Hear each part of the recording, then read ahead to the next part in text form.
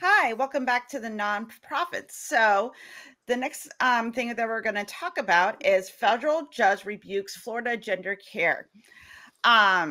So this comes to us from Political News by Gary Fineout. And basically this is going into what I'm very, very excited about, my friends, that the gender care bans that were happening in the state of Florida were deemed unconstitutional and violated human rights. So the Florida Supreme Court decided, you know what, we're not going to hear this case. And they basically said that they couldn't rule on it, which is fantastic.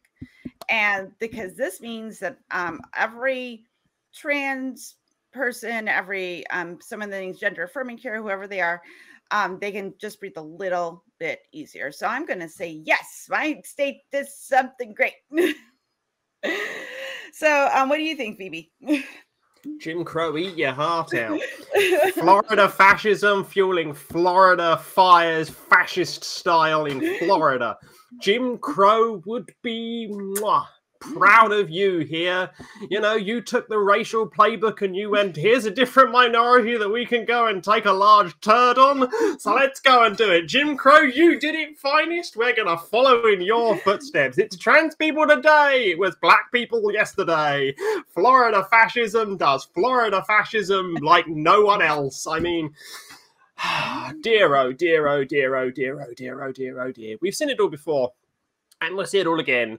Classic playbooks of first it was, you know, slavery, then it was denying free slaves the vote, then it was denying them civil rights, then it was denying them access to equality under the law, and we're now seeing it again. We saw it with the attacks on people based on their sexual orientation. Now we're seeing it based on attacks on the gender identity. It will carry on regardless, and it just seems to be that panhandling nonsense of a state that juts out, that's 90 miles away from Cuba, that seems to be the country's fascist first.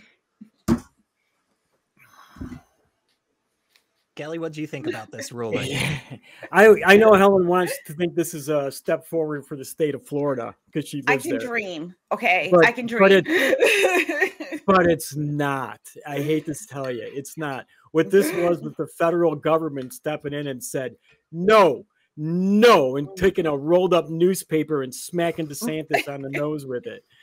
You know, I have a lot of worries about this decision.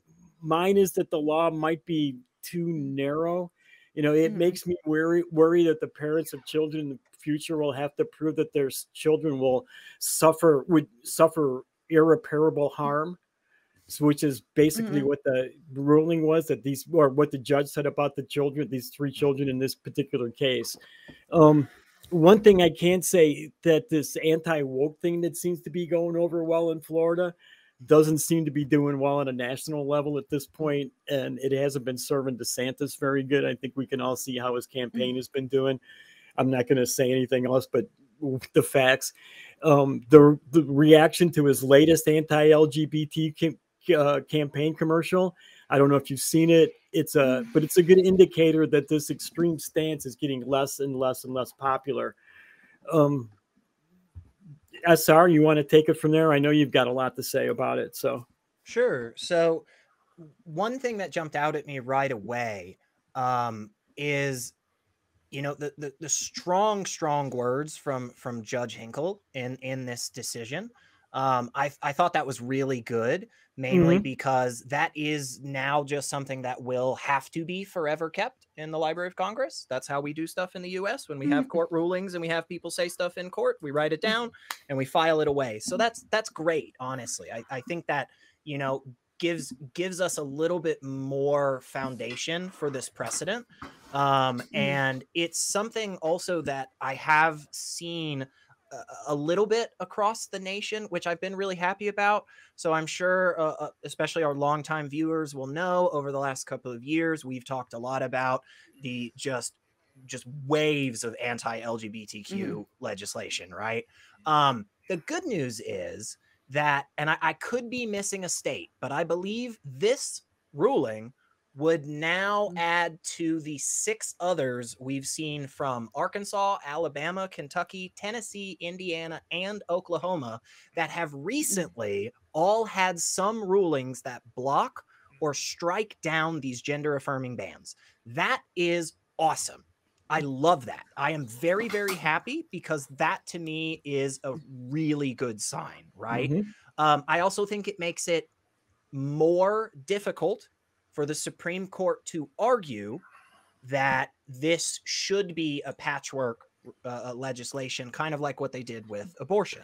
It's hard for me to see that argument holding water anymore because we've had so many rulings in the opposite direction already. So I do think that's really, really good.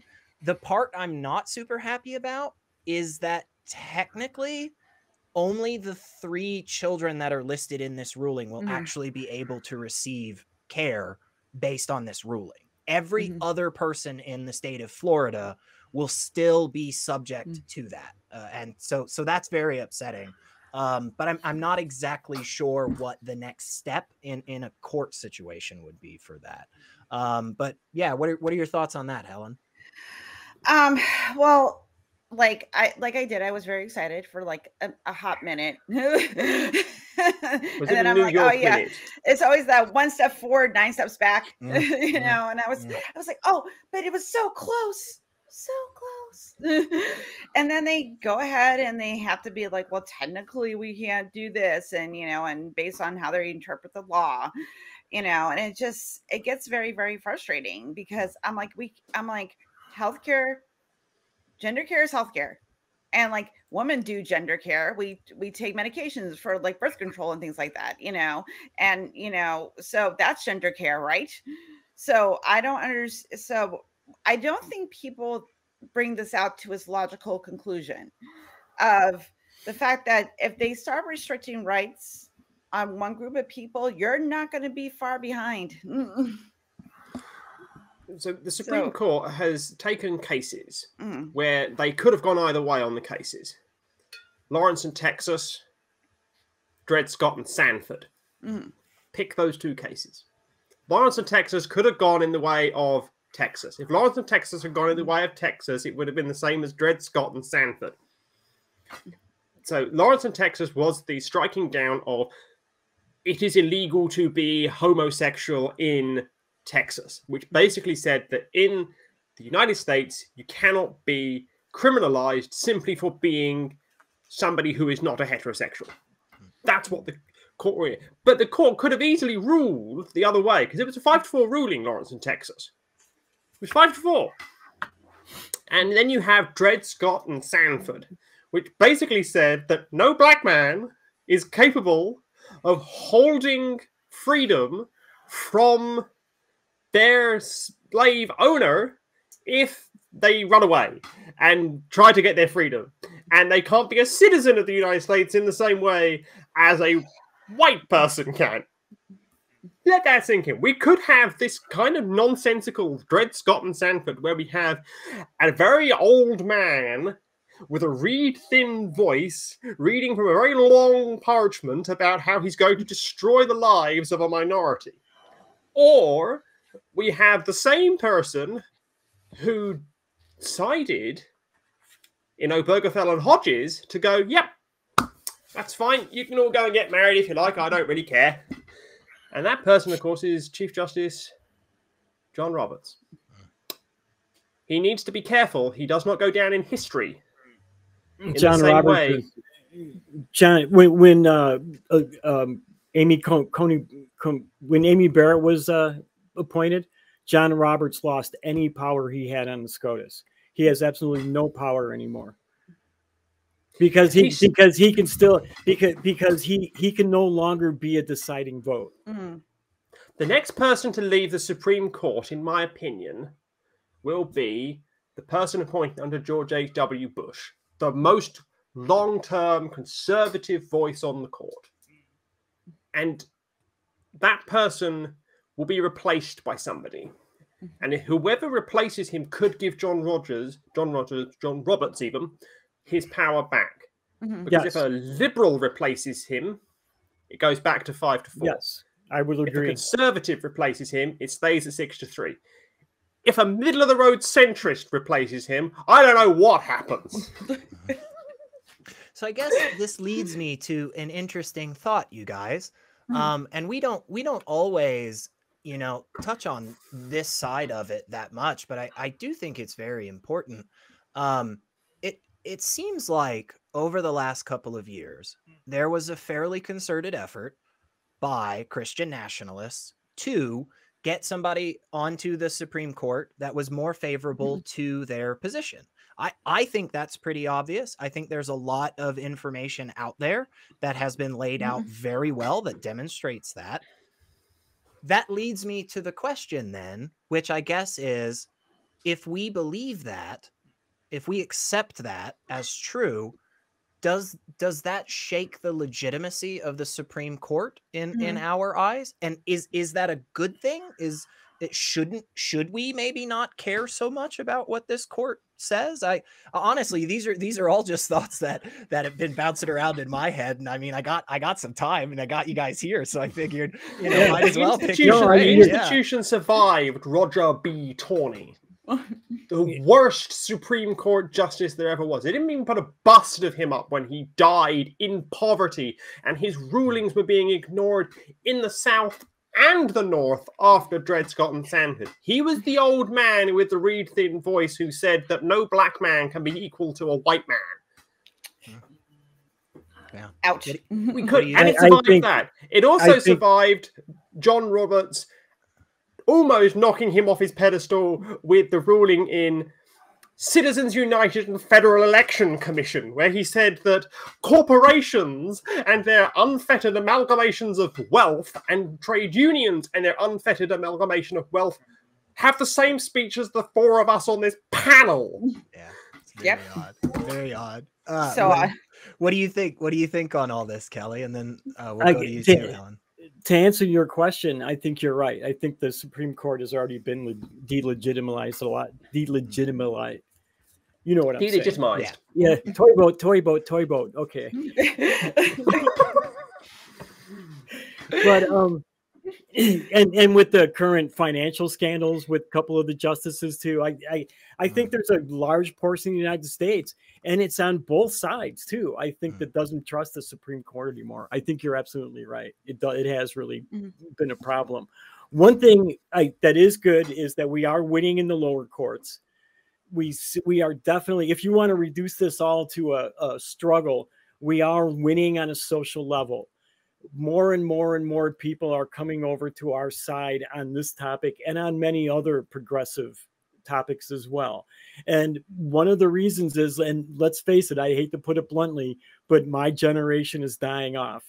And it's a good thing, but they have also indoctrinated their children into these ideas, some of their grandchildren into these ideas. We haven't won the war. We're just winning it very slowly, albeit faster than I've ever seen it happen in my lifetime. Honestly, it's pretty awesome. But we got to keep working on it. Progress doesn't stop for anyone's outdated ideals. And it isn't a bargain either. If you want progress, you have to work at it. So I want to make people realize that you've got to get up and do the things that you want to see done with our society. Yeah, for sure. Yeah. Helen, what do you think on this? Do you think the Supreme Court is just something that, is this old vestige of government that doesn't work anymore, or is it still super important? Well, my latest existential crisis that nothing is important right now. So I've kind of hit that part of my life where I just look at it and I go, nihilist. Yeah, I know. Nothing has any meaning. So I just look at this institution and I see what's become over the past few years of these institutions, which I thought were going to be reasonable. And I was a fool. Silly me. And now I feel like, we need to have more diversity, not only on all branches of our government. And because if these people are representing the entire populace of the United States and trying to pass laws that will affect everybody in the United States to a certain degree, you better make sure that you have diverse voices that don't agree with you. And even if they do, they can make those fine-tuned arguments, but it also has to be people from also are having their own experience.